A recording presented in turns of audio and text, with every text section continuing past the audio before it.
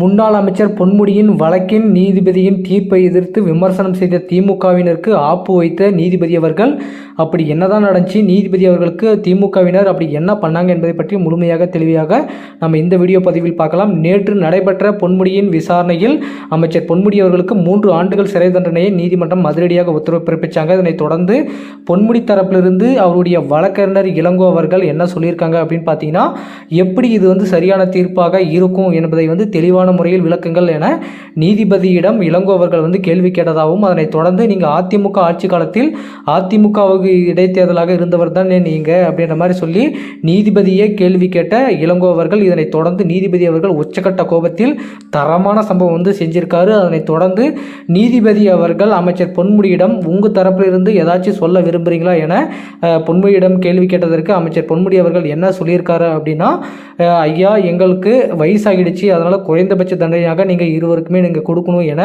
நீதிபதியிடம் கதறி அழுது தாழ்மையுடன் கேட்டுக்கொண்டதாக தற்போது தகவல் வெளியான நிலையில் இளங்கோ அவர்கள் இந்த மாதிரி எல்லாம் கேள்விகளை நீதிபதியிடம் முன் வச்சிருக்காரு. இதனைத் தொடர்ந்து முதல்வர் ஸ்டாலின் அவர்கள் மிகப்பெரிய ஒரு ஆப்பு வச்சிருக்காங்க. என்னன்னா, இனிமே நீங்கள் இதில் தலையிடக்கூடாது, யாருமே தலையிடக்கூடாது, நீதிபதியின் தீர்ப்பை எதிர்த்து யாருமே விமர்சனம் செய்யக்கூடாது என நீதிமன்ற தீர்ப்பை நாங்கள் ஏற்றுக்கொள்ள வேண்டும் என முதல்வர் ஸ்டாலின் அவர்கள் அதிரடியாக உத்தரவை பிறப்பிச்சிருக்காரு.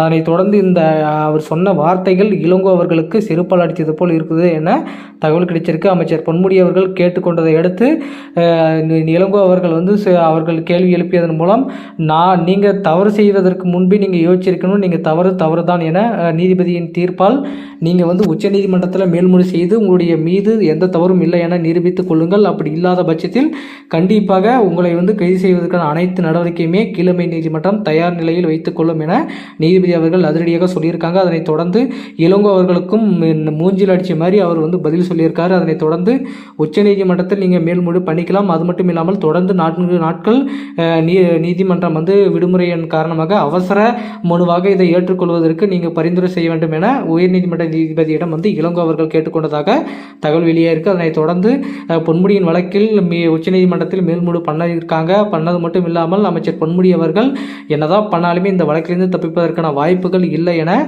அமைச்சர் பொன்முடி அவர்களுக்கு 1 மாதம் டைம் கொடுத்ததுக்கு காரணம் என்னன்னா, அவர் முடிஞ்சா அவங்களை நிரூபித்து வெளியே வந்துக்கிட்டோம், அப்படி இல்லாத பட்சத்தில் இந்த 1 மாத காலம் அவருடைய கைதை தான் ஒத்தி வச்சிருக்காங்க தவிர அவர் தண்டனை ஒத்தி வைக்கல. தண்டனைன்றது கொடுத்துட்டாங்க, அவருடைய கைதை மட்டும்தான் 30 நாட்கள் ஒத்தி வச்சிருக்காங்க. பார்க்கலாம் என்ன நடக்க போகுது, உச்சநீதிமன்றத்தில் அப்படி என்ன பண்ண போறாங்க, எப்படி வாதாட போறாங்க, எப்படி அமைச்சர் பொன்முடி அவர்கள் சமாளிக்க போறார் என்பதை பொறுத்து பார்க்கலாம் மக்களே.